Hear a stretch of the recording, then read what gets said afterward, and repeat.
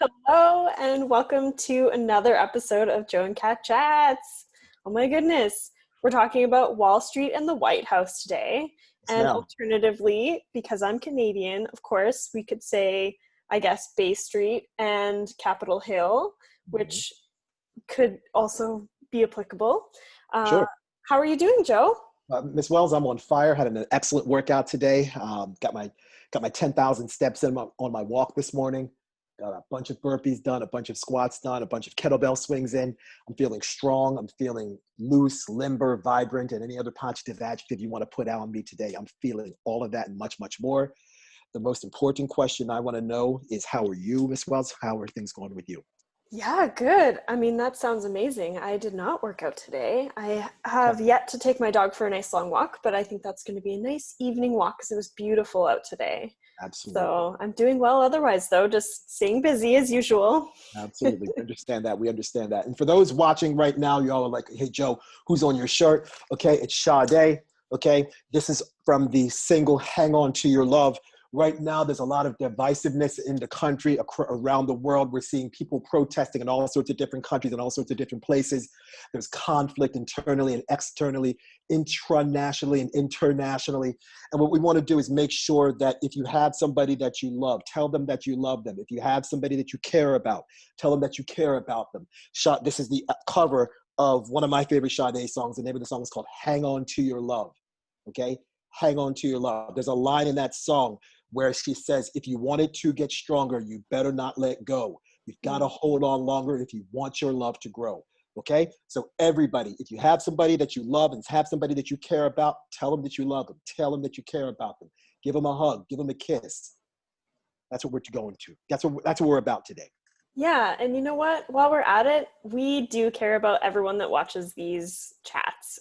Honestly, we do. We love and care about all of you. So thank you for tuning in. I don't know if this might be your first time or, the 24th time, because this is the 24th episode today. Imagine but that. yeah. Imagine that. It's incredible, isn't it? Unbelievable. Yeah. Unbelievable. Unbelievable. Now, something I wanted to do is, in order to kind of set the tone of what we're talking about, because we're talking about Wall Street and the White House, but we're not necessarily talking about Wall Street or the Canadian version of Wall Street, Bay Street. And we're not just talking about that street in southern Manhattan that historically was an area where enslaved Africans were bought and sold, and they were put up against a wall. And that wall was also used as a form of defense, but it was there as an open slave market, thus Wall Street. So on my YouTube feed, I get a lot of old wrestling videos. I mean, I get my share of news, but every once in a while, a wrestling video would pop up. Now, the last time we talked, I said, hey, in the Maslow's video, I talked about, I mentioned Ric Flair, and I said, hey, it's not about having the biggest house on the biggest hill on the biggest side of town. One of his chief rivals was a gentleman named the American Dream, Dusty Rhodes. Now, what I'm going to play for you is the extracted audio of a particular type of promo. It's what's called a shoot promo. And when wrestlers have a shoot promo, the feelings and emotions that come from that promo feel real and sound real. And I want everybody to pay attention to what Dusty Rhodes says and think about what's happening with the economic divide in the United States and how labor unions are being crushed and how it's all going to tie in together into today's conversation about Wall Street and the White House. Amazing. So we're going to turn on this Bluetooth. Yeah, that's great. I'm excited to hear this audio. Okay, and here we go. Heavyweight title from you. You talk about the common people. You talk about the 20s, the 1, the 5. Well, let me tell you something. In this brown sack, my daddy used to carry to work every day of his life. He didn't make $12 an hour. He was a plumber. He wasn't with a union. He was his own man. And he was a common man. And money to him was important, just like it is to the common people. So tell him back to, let's stop BSing the people in this country. Ric Flair, let's stop BSing the people in this country. Lex Luger, I never said. That's as good as it gets. That is as good as it gets. And you notice what he said in the middle of the interview. He said, money is important to me, just like the common man. Then he looks into the camera, and you can find this video. I might even put a link to the video in the chat. When he says, Tully Blanchard, let's stop BSing the people of this country. That sort of let's stop BSing the people of this country is exactly applicable to what is happening right now, because we have a whole lot of unemployed people in the United States that are looking for some sort of economic stimulus, that are looking for some sort of health care, that are looking to not get evicted or be foreclosed upon at the hands of avaricious financial institutions like the ones we're going to talk about that occupy Wall Street or inhabit Wall Street, not necessarily occupy Wall Street, inhabit Wall Street. Yeah. So what Dusty Rhodes said resonates with a lot of people now, because what a lot of us who are unemployed want to tell our leaders in the government is to stop BSing the people of this country. Yeah. But instead of saying, Tully Blanchard, let's stop BSing the people of this country, it's, hey, Nancy Pelosi, stop BSing the people of this country. Hey, Mitch McConnell, stop BSing the people of this country. Hey, Chuck Schumer, stop BSing the people of this country. Hey, Larry Kudlow, stop BSing the people of this country. And one of the first people we're going to talk about with the connections to Wall Street and the White House is none other than the current Secretary of the Treasury of the United States, Steve Mnuchin. Again, Steve Mnuchin, let's stop BSing the people of this country. Yeah. And I think the best way to talk about Steve Mnuchin is to let everybody know who he is. He's the current Secretary of the Treasury. Mm-hmm. He worked at Goldman Sachs for 17 years. Guess who also worked at Goldman Sachs, who got him into Goldman Sachs? Oh, gosh. You know, there's a lot of people that in the Obama's administration that could have done that. Mm-hmm. But it was his dad. Oh, his dad. Okay, of course. His dad. And he became a partner in 1994. And then he left Goldman Sachs at the ripe old age of 39 years old after being there for 17 years. He eventually became the chief information officer and then oversaw mortgage trading. Then he said, you know what? I'm tired of Wall Street. Let me go to Hollywood. And then he creates a hedge fund called Dune Entertainment. And Dune Entertainment helped to finance Avatar and the X-Men. Think about how much money Avatar made. It was the most expensive movie of all time when it was being made. Bingo, okay? And Steve Mnuchin helped finance that with his hedge fund, okay? So then he said, you know what, this whole Hollywood thing, it's cool, but let me do something else. So he and a couple of his buddies ended up buying a mortgage lending company called IndyMac, where a lot of the mortgages in IndyMac were just total and complete and abject failures. And then he said, you know what, we're gonna turn this into a new bank. We're gonna call it OneWest Bank. And OneWest Bank eventually became the largest bank in Southern California. Now think about Southern California and how many people live in Southern California. The Los Angeles metro area is approximately 15 million people.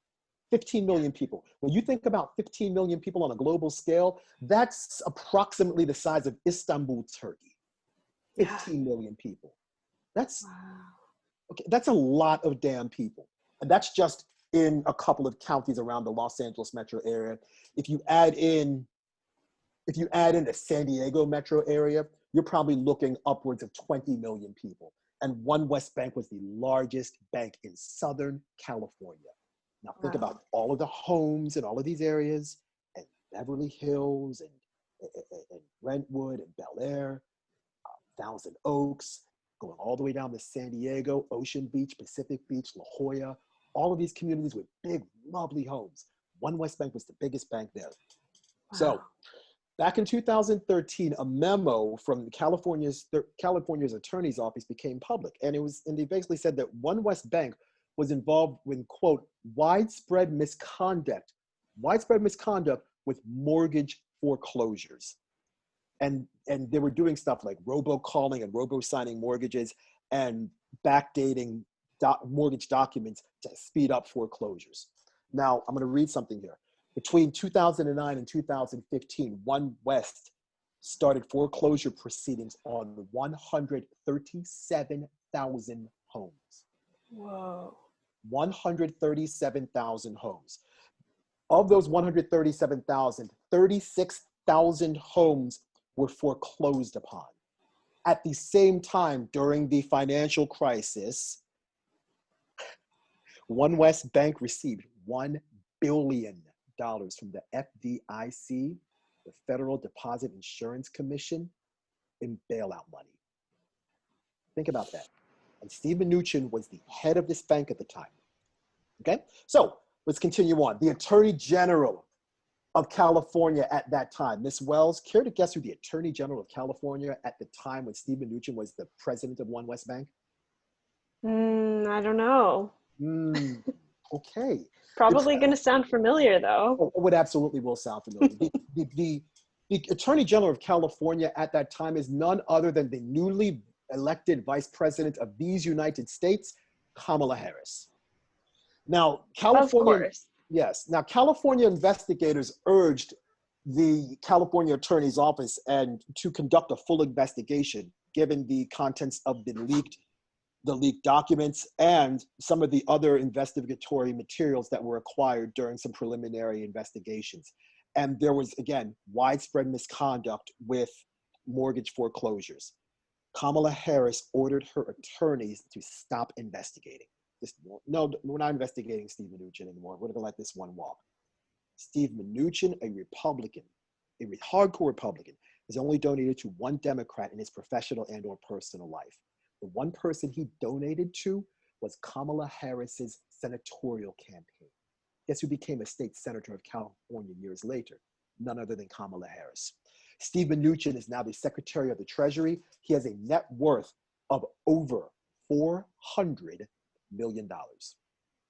Wow. $400 million. $400 million. And Catherine, that is, I'm not going to say that's potato chips compared to some of the other people we are talking about, but he's the president of a bank, the largest bank of Southern California, becomes the Secretary of the Treasury. And this guy, who's now worth $400 million, is part of the cornucopia of greed in the White House that's preventing people in the United States from getting an economic stimulus. Yeah. I think that something that is becoming really clear when we're outlining like how he has become, into or come into the position he has right now, is just the incredible discrepancy between who is rich and the reality of what life is like for average folks like you and I. And I think that this is such a demonstration of that, because if you're in this position, clearly his father was a Goldman Sachs person. So like, he did not grow up poor. He has no idea what poverty looks like or feels like. He clearly was very successful as a young man if he was retiring from Goldman Sachs at under 40. And then having an incredibly successful bank out of basically exploiting people in their homes during a financial crisis, and then getting a bailout, thanks Obama. Like this person is now in charge of the finances in a country as influential as the United States of America. Like, we knew that this was a problem. This is such a demonstration and a way to clearly outline this for us, because like, this person has no idea what it's like to live in America. None.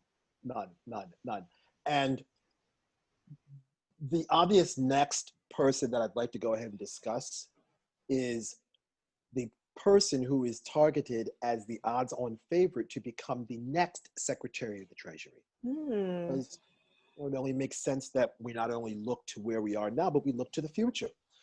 The odds-on favorite, according to multiple websites, YouTube videos, radio broadcasts, etc., is a lady named Gina Raimondo. Gina Raimondo's name may not sound familiar to many of you. She's the current governor of Rhode Island. She's a former venture capitalist. She became governor of Rhode Island with millions of dollars of Wall Street donations. Millions. In the smallest state in America, she received millions of dollars to become governor of Rhode Island. She started out as the treasurer of Rhode Island. And when she was treasurer of Rhode Island, she cut pension benefits for many of the public workers of the state. She then halted wage increases. And then through something called the Rhode Island Security and Retirement Act of 2011, she transferred over $1 billion, which ended up being 14% of the state's budget, to a variety of hedge funds on Wall Street. Gina Raimondo's salary as governor of Rhode Island is $113,961. She has a law degree from Yale. She has a doctorate in sociology from Oxford. Care to guess what Gina Raimondo's net worth is? Oh my gosh. I mean, that sounds like a lot of money for just being governor, but I'm certain that she's worth a lot more. I would say multiple, maybe 100 million. I don't know, million. Triple that. She has an estimated net worth of $300 million. You tell me how somebody making $113,961, living in a governor's mansion in Rhode Island, and maybe having a couple of other fringe benefits like a company car, a driver, a security team, etc., ends up having a net worth of $300 million. And this is the person who is targeted to be the next Secretary of the Treasury of the United States. And wow. This is she a Democrat? She is a Democrat. Yes, ma'am. Okay. She is a Democrat. Yeah. Again, I just it's just so blatant the way these people are getting into these positions of power. Like, it's so clear that this issue that we're talking about today, money in politics, basically. Yep. It's bipartisan. This issue is not having to do with, whether you're liberal or conservative, if you're left or right. This is so embedded into the system that we have. And this is, I think, part of what drives both sides of the radical left and right, which is a lot of people might not understand all of the mechanisms involved, but money in politics is one of the biggest ones that makes those of us who are, tired of the status quo,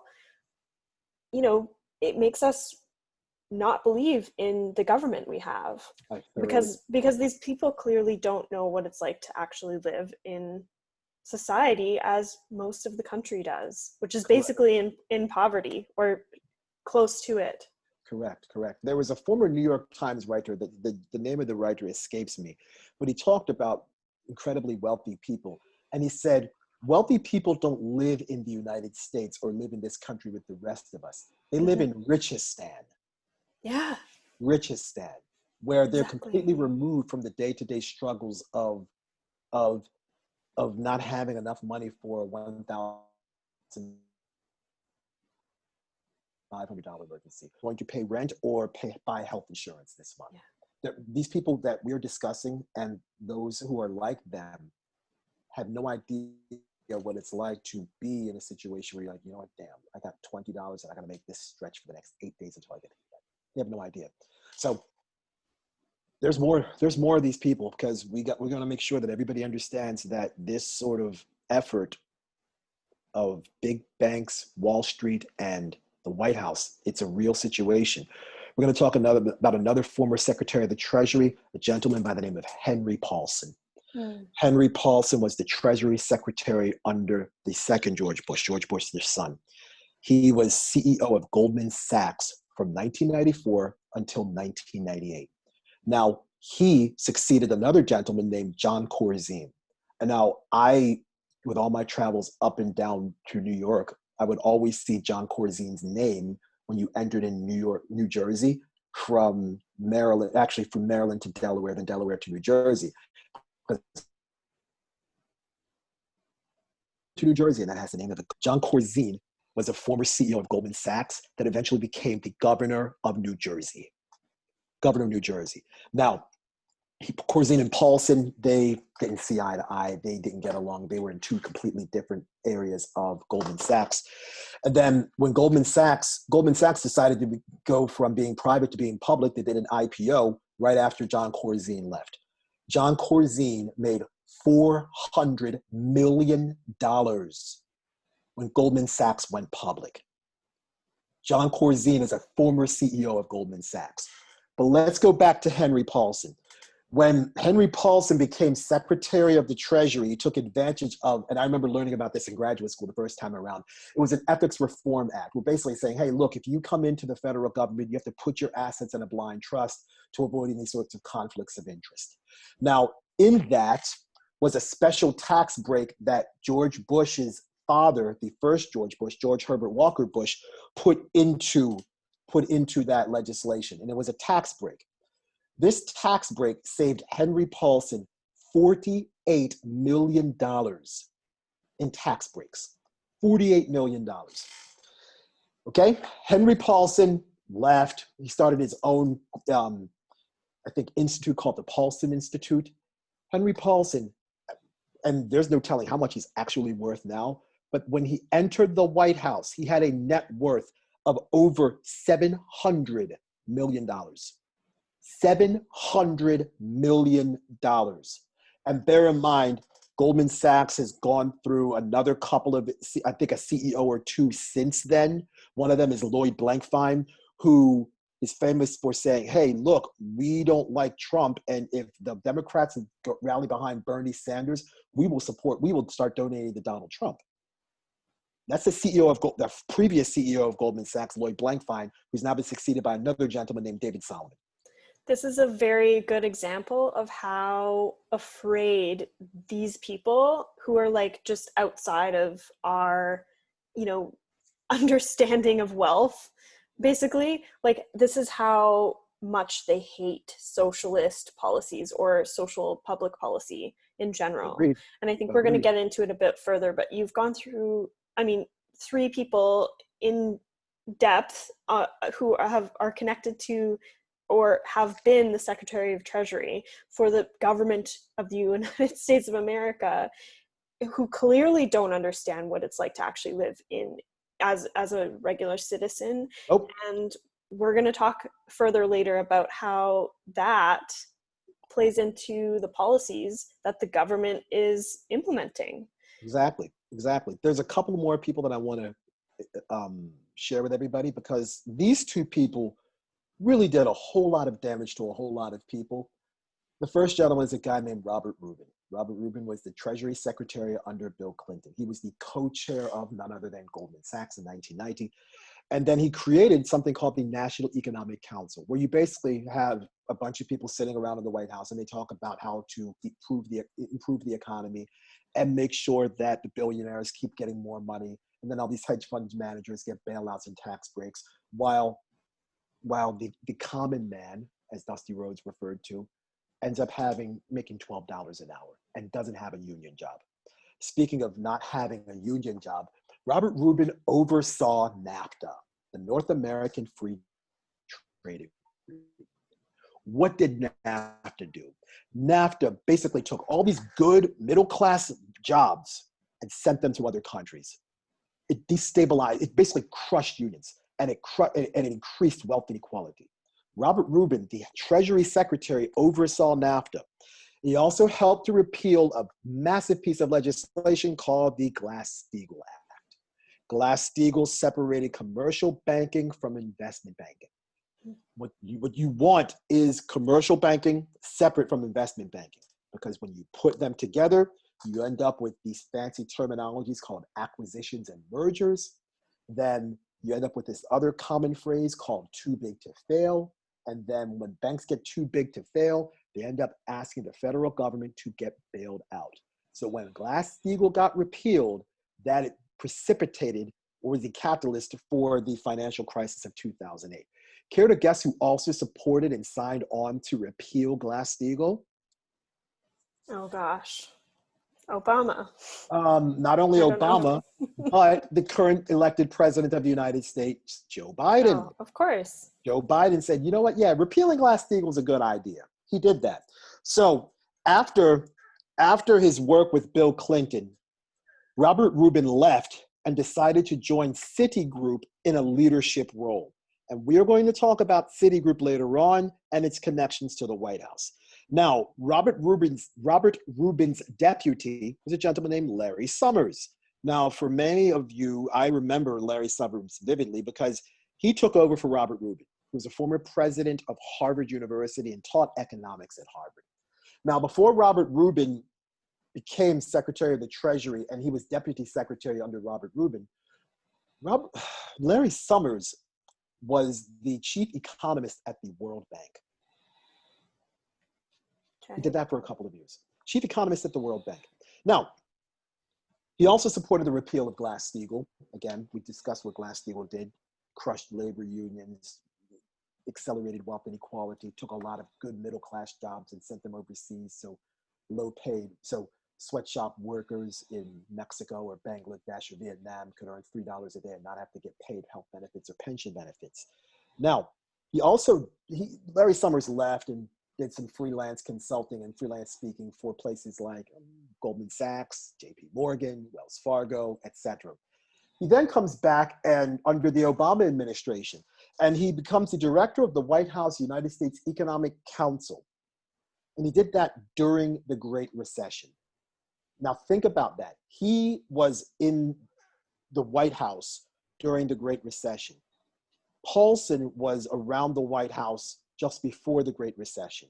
You have a guy like Larry Summers, who was the chief economist of the World Bank. And what do you think Larry Summers' idea was to help everybody get out of this recession? Bailouts. Bingo. That's exactly what happened. Bank bailouts. Yeah. And he and a bunch of the other people in the office, Timothy Geithner and, oh gosh, the chair of the Fed was Alan Greenspan at the time, said, hey, you know what? Let's go ahead and give $800 billion to all these banks and let's bail them out. And while we're bailing out the banks, let's not give the people anything. Oh, and let's make sure that CEOs of banks like Steve Mnuchin make sure that their banks get propped up and taken care of while they're able to foreclose and take people's homes and take people's livelihoods and take people's businesses and take people's opportunity to have some sort of wealth and some sort of financial viability and agency. These are just secretaries of the Treasury that we've talked about in the past 26, 27 minutes of this conversation. And these are the people that are responsible for overseeing the economy of the United States. Yeah. And they're coming from, I just mentioned Goldman Sachs people, and Larry Summers was a World Bank guy. Yeah. Yikes. Yeah, and this like further, proves the point that I have been making with just the fact that these folks don't have any idea what it's like to live in a world where they've experienced poverty. These folks are living in a utterly capitalistic like mentality, and they don't understand the implications necessarily of how these things are impacting the everyday people. It's mind-boggling to me that these people are in power and making decisions that impact not only one of the biggest economies in the world, but one of the biggest economy. Yeah, and one of the most populous countries in the world. Yeah, and I mean, there are other people that we could talk about. We could talk about Steve Bannon. He used to work at Goldman Sachs. We could talk about Gary Cohn during the Trump administration. He was president. He was the director of that National Economic Council that Larry Summers was a part of. He was a former president of Goldman Sachs. He was second in command at Goldman Sachs. We mentioned Steve Mnuchin already. I mean, there's a pile of people that, Dina Powell, who was a deputy national security advisor. She was a longtime executive at Goldman Sachs. She was an executive a long time, and she worked closely with Gary Cohn, who was the second in command at Goldman Sachs. So there's a load of these people that have a history and this is just Goldman Sachs. There's other financial institutions that we could talk about, but the stranglehold that these large banks, specifically Goldman Sachs, has on the United States government, it's absurd. Quite Yeah. honestly, it's absurd. It's absurd. I mean, hell, Stephen Friedman, he was under the Bush administration. He was, gosh, I'm trying to remember what he did. He was chairman of the Federal Reserve Bank at one point. He was a co-chairman of Goldman Sachs, and he was a former White House chief economic advisor. And part of the reason why he became the chief economic advisor is because he was really good at advising companies on mergers and acquisitions. Now, doesn't that sound, think about what the repeal of Glass-Steagall did. Glass-Steagall ways in the floodgates for mergers and acquisitions. And then at that point, it was, okay, hey, we need a bank bailout. Stephen Friedman, another co-chairman of Goldman Sachs. So these people are all throughout our government. They're in our lives. And something has to be done about this. Because it's one thing to say, hey, you know what, I've made a little bit of money investing, etc. It's another thing to be part of the top 0.5% of 1%, and then expect to have any sort of connection with the working class of the United States. Exactly. And this is totally reminding me of like the concept of alienation from Marx. I mean, it's not a new concept. This has been around for a long time. Marx lived in, the late 1800s and wrote about this stuff. Like there's an alienation occurring. And I think that drives a lot of folks to become radicalized in both the right and the left spaces, because it is alienating to not be able to have any influence on the government that governs you as a citizen, and your family, your community, your state, your county, your all of this space and people. It's just mind-boggling how out of touch these people are, and how connected the government is to these sort of just horrendously elitist people, because these are the elite. They have a completely different worldview from you and I, and most of the people watching this, and most of the people that we encounter on a day-to-day. Absolutely. They're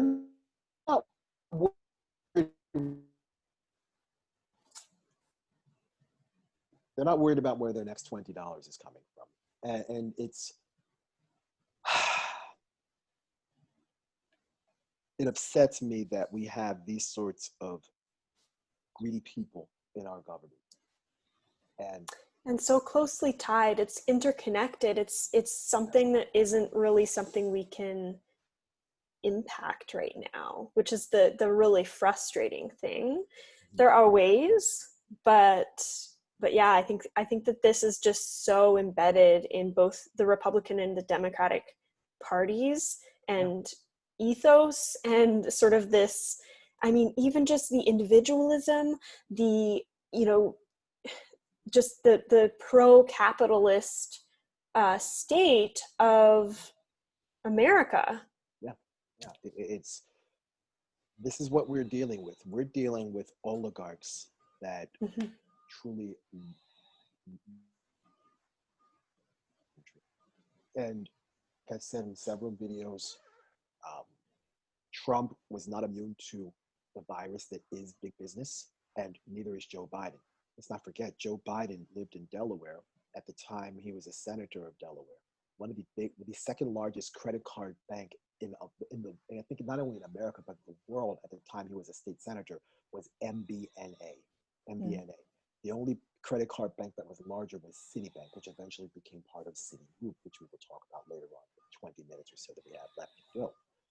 But Joe Biden did anything and everything that MBNA asked them to do, including hiring his son, Hunter Biden, and paying him hundreds of thousands of dollars in an undisclosed role. No one actually knew what Hunter Biden did when he was working at MBNA.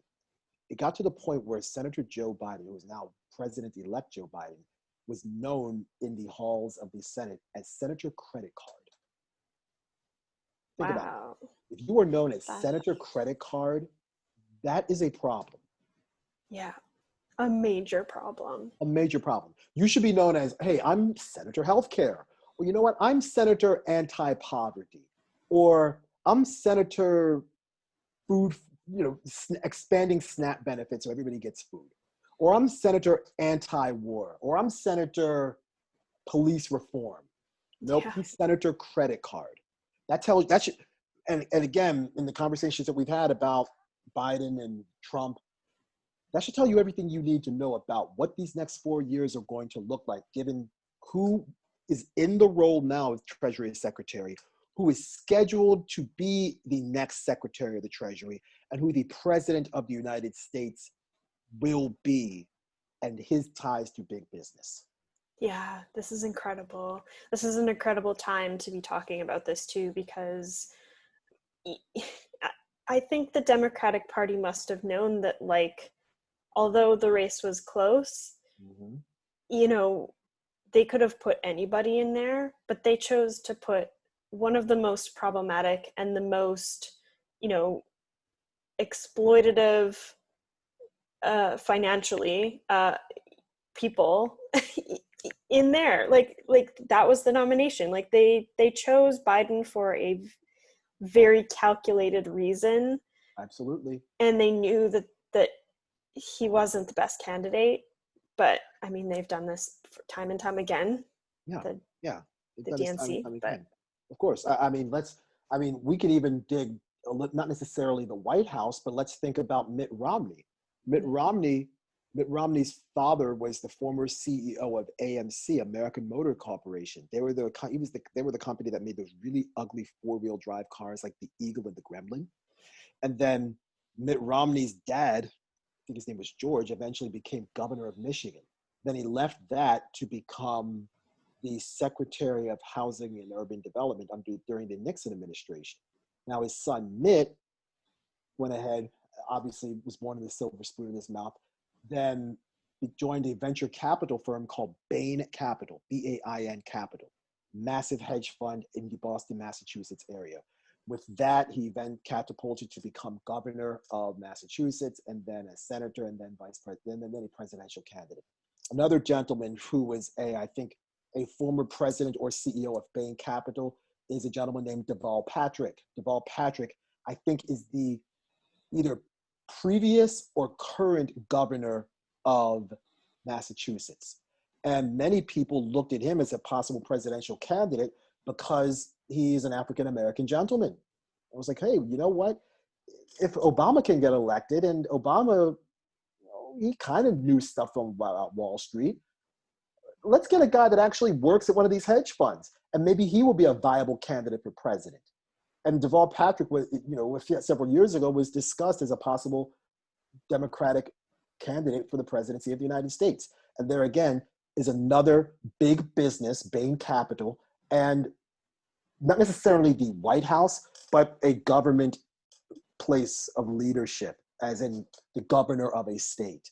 And now we're seeing that again with a neighboring state in Gina Raimondo in Rhode Island, who's tipped to be the next Treasury Secretary of the United States.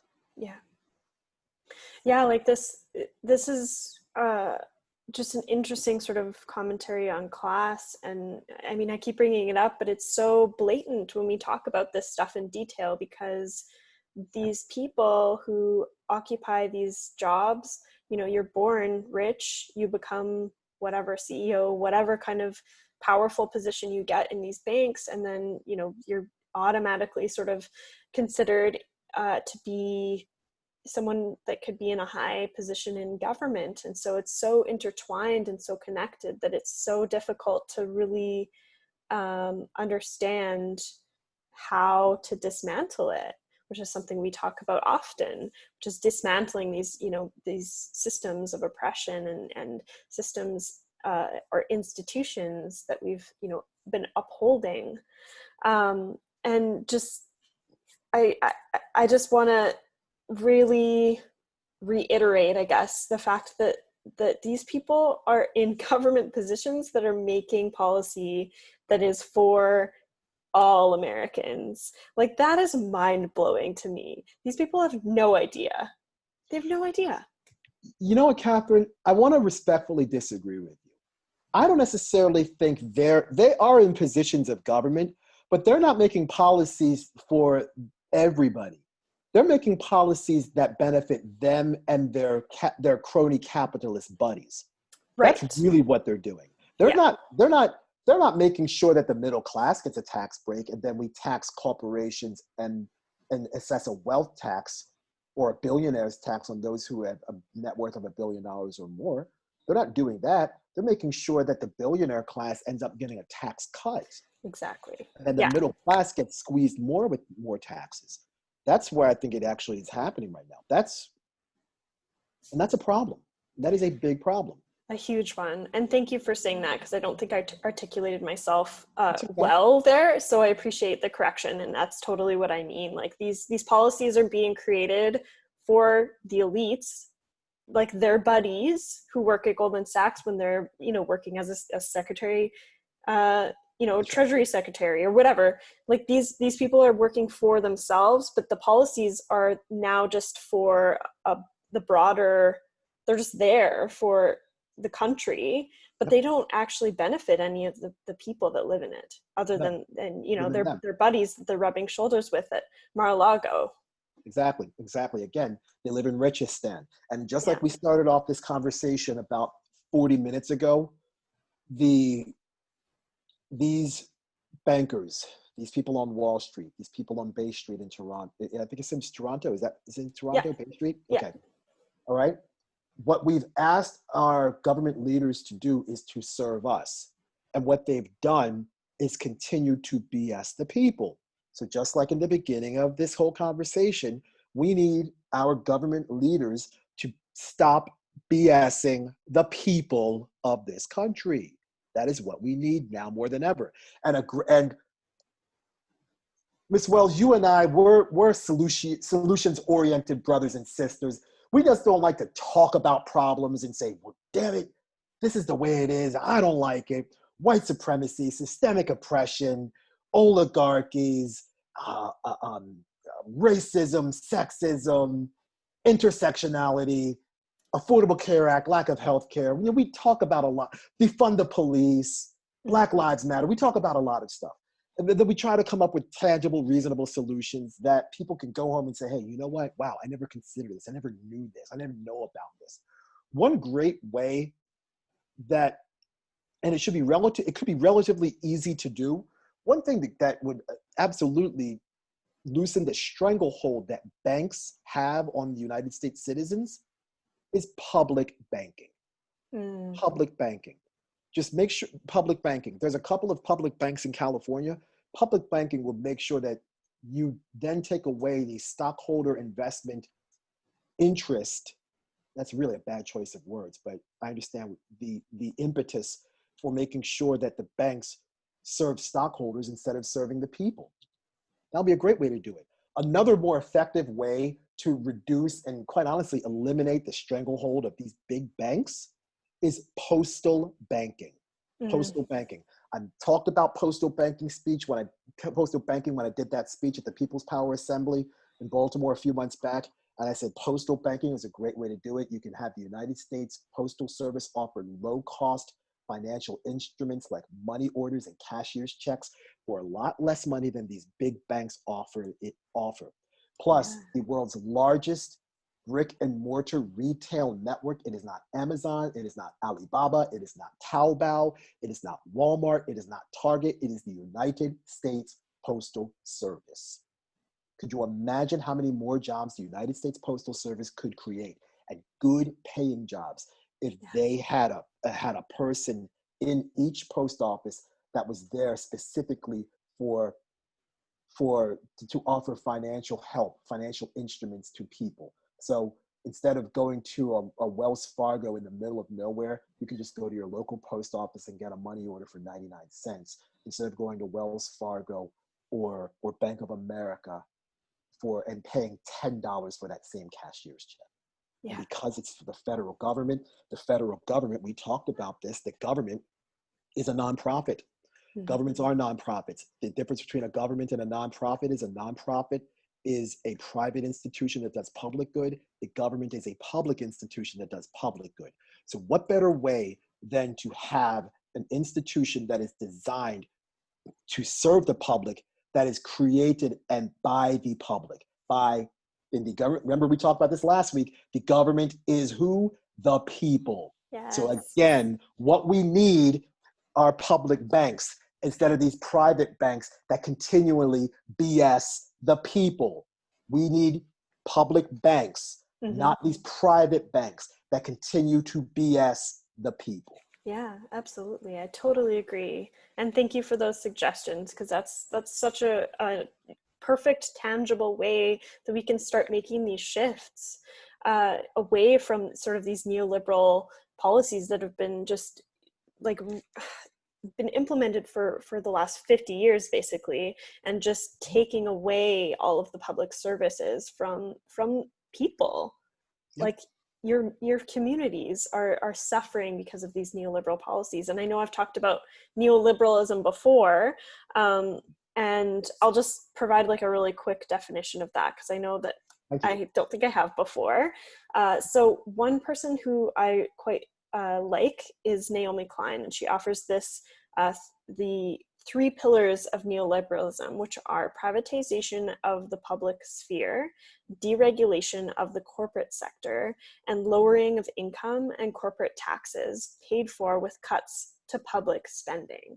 And so all of the people we've talked about today are doing just that. They're implementing these policies that end up, taking away from anything public and making it private. And there's a plethora of research and stats that you can look up that demonstrate how that is always a bad idea.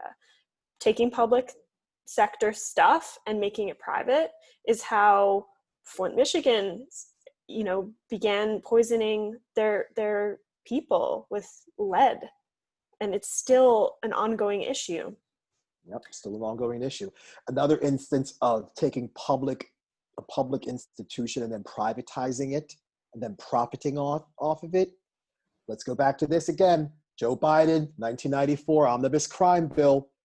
It paved the way for private prisons to run rampant in the United States, when many of these prisons were state managed. You had people like the CCA, the Corrections Corporation of America. You have all of these telecommunications companies that charge upwards of $15 a minute for a phone call. That's disgusting. It's disgusting. And yeah, and this is lining the pockets of the elite. Everybody's kind of aware of this stuff, but when we talk about the actual people involved and how, what their history is and how they're being put into these positions of really just total power in government, like it's so exploitative. And we need to, I think that's something. I was talking with a couple of really good friends of mine a week or two ago. Shout out to Jarrett and Carlo. We were talking about how, this is how the right and the left can come together. And that's what we really need right now is, it's such a divisive time right now, especially given the election that just happened. And I think that is really something that can unify us, because really, when it really comes down to it, we need to take, the public sector back. We need to re-implement public policies that are going to help all of us as people. And that's, getting the elites out of politics is what we need to do. And we need to work towards that. I agree. And, a bunch of, and we got about 6 minutes left or so, maybe 6 or 7 minutes. And a bunch of these public policies, we discussed them in this past week's previous episode. Maslow's hierarchy of needs. We talked about the American dream. We talked about some of these public policies that will benefit everybody. Some of these other public policies that will make a lot of sense is reparations for American descendants of enslaved people, Medicare for all, student loan forgiveness, a universal basic income of $600 a week and a minimum wage of at least $25 an hour. Public banking, we talked about that, a federal job guarantee, a demilitarized Green New Deal, ranked choice voting, eliminating money in politics, reestablishing the Voting Rights Act, fully funding the United States Postal Service, defunding Israel, abolishing private prisons, repealing the crack law of 1988, and repealing the crime bill of 1994, repealing NAFTA, and reinstituting Glass-Steagall. We just talked about those today in today's episode about how Many of these harmful banking regulations crushed the middle class workers, repealing the Patriot Act, legalizing marijuana nationwide, abolishing ICE, defunding the police, defunding the Pentagon, defunding Department of Homeland Security, banning fracking, ending factory agriculture and factory farming. There's loads of stuff that could be done and could be done rather easily. But again, these elites live in Richistan and the rules don't apply to them. The laws don't apply to them. They just think that they can, that it's the new golden rule, Miss Wells. He or she, in some instances, who has the gold makes the rules. Yeah. And that's not the golden rule that we need in this country. So again, we need our leaders to please stop BSing the people of this country. Yeah, absolutely. And this is another demonstration of something we've talked about before. It's just, this is a way for, the elites to continue the status quo, which is, this sort of colonial capitalist system. Absolutely. Which are like big concepts, but really in practice, like this is something that's old, that's still exists now and is being upheld by us. And so this is the time we can use our our abilities to start to shift this stuff. And that's really what these chats have been pushing people to, participate in local politics, participate in, activism in some way or another. Whatever you care about, do it. It doesn't have to be out on the streets, although, the Black Lives Matter movement, it's out on the streets sometimes. But there's a lot of stuff we can do, writing emails, calling your local representatives, because the more people that actually do that, and we saw that with the recent election, like people were urging others to vote. And we saw a vast voter turnout this time, but we need to keep it going. We need to keep this going and keep the energy up and keep engaging in, our civic rights and duties as citizens, because otherwise the elites are just going to continue this neoliberalist, capitalist, exploitative, policy making trajectory and just continue to decimate the middle class. There's probably not even a real middle class anymore since the 2008 financial crash kind of just began the elimination of the middle class. But yeah, I want to urge everyone to not lose hope, because we have the power to the people. It works. It has in the past. We just have to keep mobilizing. Absolutely. We must keep mobilizing. We got about 4 minutes left. And in the time that we have left, I want to make sure that we discuss the Obama administration. The Obama administration. Now, Barack Obama's cabinet was selected from an email that was leaked during the Podesta emails. And it was from a gentleman named, I think his name is Michael Froman, if I'm not mistaken. Michael Froman, and Obama was emailing him back and forth. And Obama said, hey, you know what? These are the people we want in your administration, Barack. Put these people in. So he had Hillary Clinton as Secretary of State. He had Eric Holder, who was Attorney General, and Eric Holder was, I think, Assistant Attorney General under Bill Clinton. He had, I think, Kathleen Sebelius as head of the Department of Health and Human Services. And there were two different attachments in that WikiLeaks email. One attachment was just women. The other attachment was titled Diversity List. I'm going to say that again. One was entitled Women. The other was entitled Diversity List. Now, Michael Froman, if you remember a gentleman that I mentioned named Robert Rubin, who was former head of the Treasury during the Clinton administration, Froman followed Robert Rubin to Citigroup, and Froman served as chief operating officer at Citigroup. Think about that. So now, again, and Froman was chief of staff to Robert Rubin when Rubin was Secretary of the Treasury during the Clinton administration. And again, we talked about Rubin repealing Glass-Steagall and Michael Froman was right there for all of it, for all of it.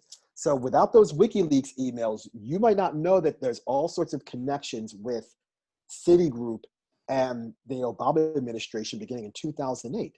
Think about that. Think about that. Citigroup received $25 billion in the bank bailout. Yeah.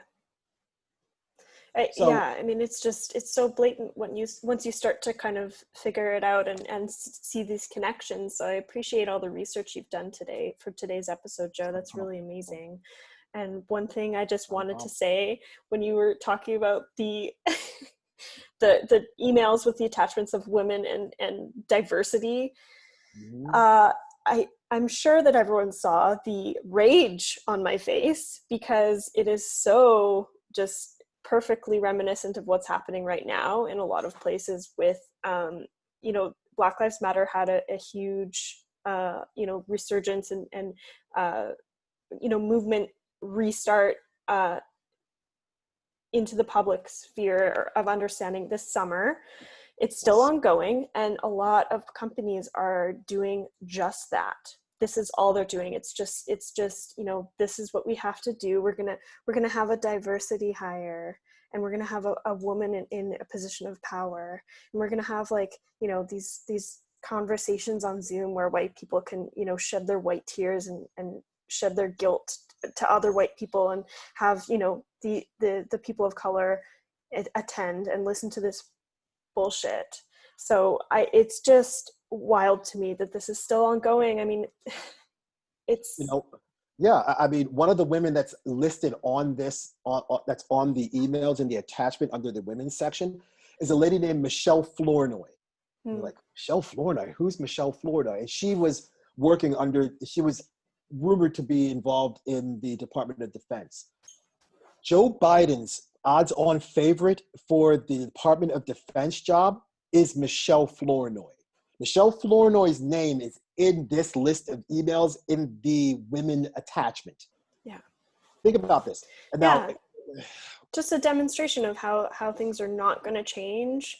And we need to, like I said before, we need to mobilize. We need to make sure we hold this administration accountable, because the rage that we all have from the Trump administration, there's a chance it will go away, because people have been taking a deep breath this last week. Exactly. So, take your deep breath, be glad that it's not another Trump administration for the next 4 years. But holy moly, we need to be on our toes with the Biden administration that's coming in. Absolutely. Michelle Rhee, Department of Education, former Chancellor of DC Public Schools. Susan Rice was also on this list, who's again the odds-on favorite to be the Secretary of State in the Biden administration. So again, Elena Kagan was on this list. White House counsel Elena Kagan eventually became a Supreme Court justice under Obama. So yeah, it's a mess. Yeah, but it's a mess. We got about 45 seconds left, Ms. Wells, because we don't want to run over time. We don't. And my goodness, this was such an interesting conversation. So I thank you from the bottom of my heart. And like you said at the beginning, sending you all the love, sending everyone that watches these or listens all the love, because really we do these because we care. As we always say, we care about everyone. And so thank you so much for listening. Any last words? Yes. To all of our politicians, let's stop BSing the people. Yes. And really quickly, next week, we're going to do an episode on Thanksgiving. So stay tuned. Oh, we're going to line this one up nice. Yes, absolutely. Right, Once again, thank you. You're welcome. Take care.